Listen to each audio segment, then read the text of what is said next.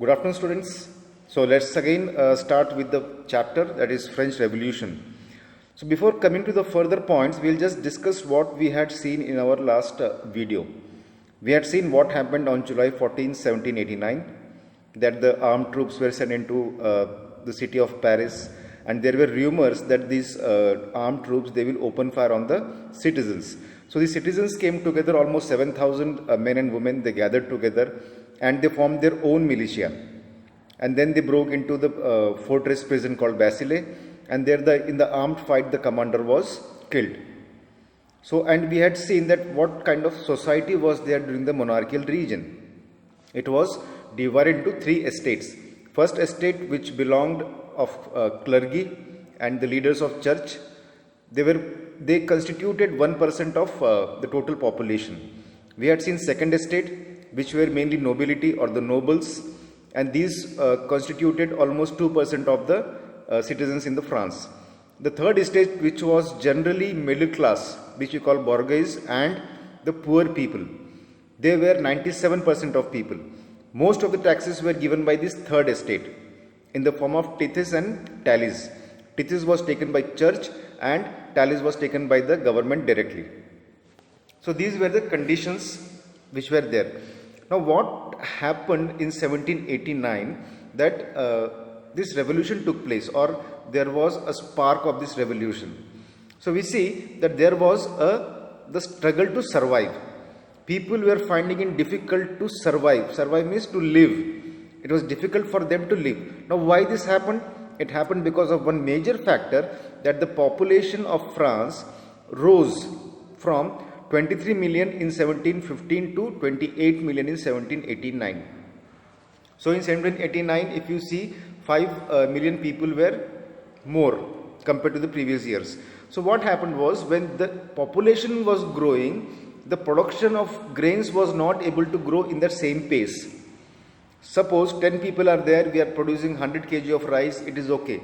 Now if this 10 becomes 100, this also has to grow in the same way.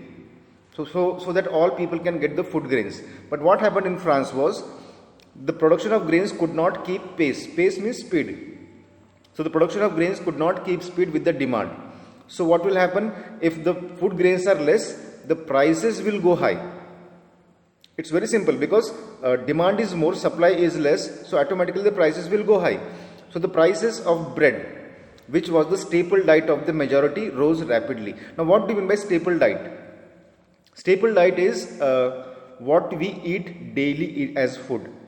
Like for example, the North Indians, they have chapati as their staple food. Chapati, curry, vegetable curry, all these things. If you go to Odisha or coastal areas or South India, we find rice is their staple food or their staple diet. They eat more of rice. They don't eat chapatis. Similarly, in the northern states, you see, they eat more of chapatis. That is called a staple diet. So bread was the staple diet of French people.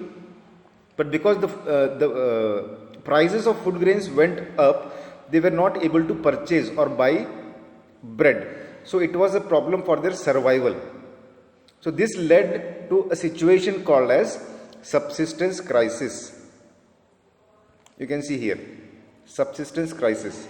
So this led to a situation which we call as subsistence crisis. Now what is subsistence crisis? Subsistence means living, to live. If I want to live, I need food, water, air, shelter. So to live a basic minimum standard of living, it is called subsistence.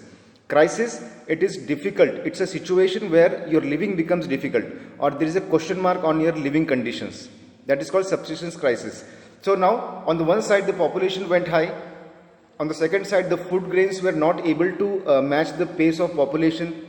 So what happened? The prices went up. It was difficult for the people to purchase bread, which was their staple diet. So they were finding it difficult to live in that scenario. And this subsistence crisis was very common in France in those days, when the monarchical system kind of government was there. When the monarch was there, this kind of crises were very oftenly seen in France. So now we'll see. Today I think you have got a new word, subsistence crisis. We'll just see the meaning of this. An extreme situation where the basic means of livelihood are endangered. Basic things which are necessary to live, like eating food. It's a basic thing. It is endangered. We find it difficult to find food to eat. So it will be difficult to live. Now we'll see a scenario. We'll see a flow chart, we can say, which can say that how does a subsistence crisis occur. So look here. Now how does a subsistence crisis happen? Suppose if there is a bad harvest, maybe because of excessive rainfall or because of any insects or any pests on that particular harvest, it can happen that there is a bad harvest. Bad harvest means the amount of food grains harvested would be very less. So what will happen when there is a bad harvest? Okay, we'll see. I'll give you some helping words which you can use it and help it, put it in that box. There is a blank box. So if there is a bad harvest, what will happen? Now see, food riots, scarcity of grain, yes. So if there is a bad harvest, there will be scarcity of grains. The amount of food grains will be very less.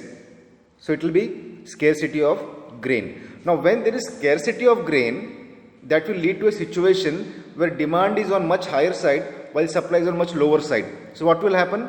The prices of food or the food grains will go up. So we can say there will be rising food prices. The price of food will rise because of scarcity of grains. Now this will lead to the poorest can no longer buy bread.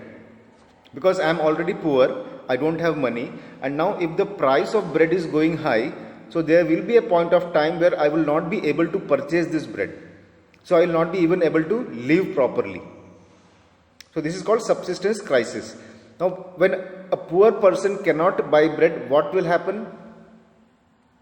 Bodies will be weaker, because if I am not eating food properly, my bodies will be weaker. This will lead to increased number of deaths. More number of deaths will be increased. Then there will be food riots. Food riot means, suppose I am poor, I am not able to purchase bread. So I will go to a shop, bread shop, and I will break that bread shop. I will try to snatch away the bread forcefully. That is called food riots. So because of this food riots, it may happen that number of poor people, it happened in France also, because the poor people were not able to buy bread. So they went to bread shops and they ransacked it.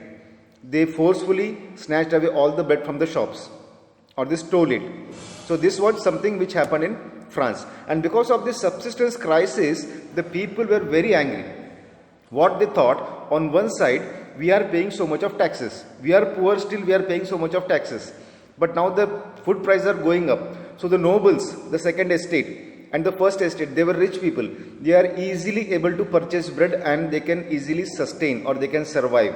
But on the other hand, when we are seeing the third estate, they are not able, they are paying more of taxes. The whole country, the country's government or the monarch, it is running on the money of this third estate. But they are facing the problem of subsistence crisis. So this made them more angry and they wanted to protest. So this was one of the major reasons why the incidents of 14th July 1789 happened. Because they were very, very, very worried about these things. Because it's very simple. If I am paying a lot of taxes to my government and I am not able to purchase bread while the others are enjoying life, then that would of course, absolutely it will make me angry. So that anger was there in the people, and then these things, after a certain point of time, then they were not able to control this anger. So this anger came out as a, what we say, French Revolution. It was the situation which created French Revolution, where these people wanted that they should have same rights or same equal rights as that of first and second estate people. Now this is about everything. Now we will see after the subsistence crisis what happened. It was something which middle class. So we'll go it step by step so that you can understand the sequence of events. First we had seen one event of 14th July 1789. Then we had seen the social structure, that is first estate, second estate, third estate. Then we had seen subsistence crisis. So now it is very clear that what was the initial conditions, or what was the conditions which created or which resulted into French Revolution.